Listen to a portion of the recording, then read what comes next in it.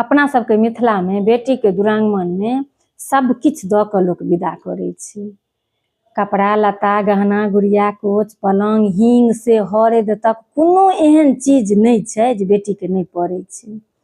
घर निपे के घर निपा तक देल जाय छै।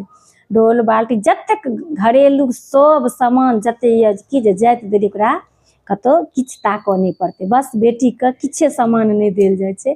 जेना मिरचाई के बुकनी चालन झाँझ मतलब जेमे मतलब छेद रहे छै, ओना तऽ कहल जाय छै जे नैहरे से तोड़ल जाय छै, लेकिन ध्यान तऽ एतेक राखल जाय छै जे तीखा चीज नहीं देल जाय छै। अचार कि जे बेटी के से तीखा चीज नहीं देबै करू चीज नहीं देबै, तऽ मीठ चीज मिठाई भाड़ दौड़ सबके कि जे मिठास बनल रहे।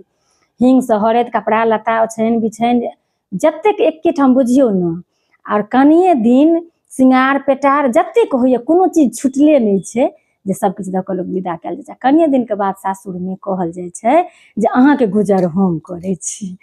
और तै पर से कनिया 2 जन 4 जन का काजो करे छथिन जे केना जस हैत ई बात छै। ओकर बाद जहन ई सुनऽ पड़े छै जे अहाँ के गुजर हम करे छी, हमरा लगैए जे विवाद के जन्म ओतै से होइ छै जे आखिर ई कोना संभव छै जे हमर गुजर केओ करै छथि। एकटा परिवार छै, सबहक सहयोग से एगो परिवार चलै छै, ओहिमे किनको गुजर केओ किया करथिन, सब मिलके एकटा परिवार भेलै, सबहक सहयोग से ओ चलै छै।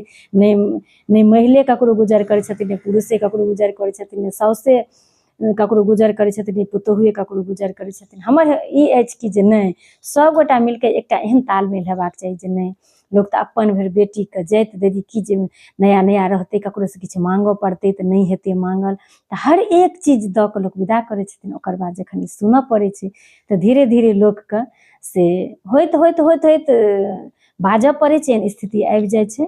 तऽ चलू केहन लागल अहाँ सबके हमर ई बात, तऽ हम अपन बात अहाँ सब ले रखलहुँ। मिलै छी बहुत जल्दी अगिला वीडियो में, ताबत तक सब गोटे के जय सिया राम जय मिथिला धाम।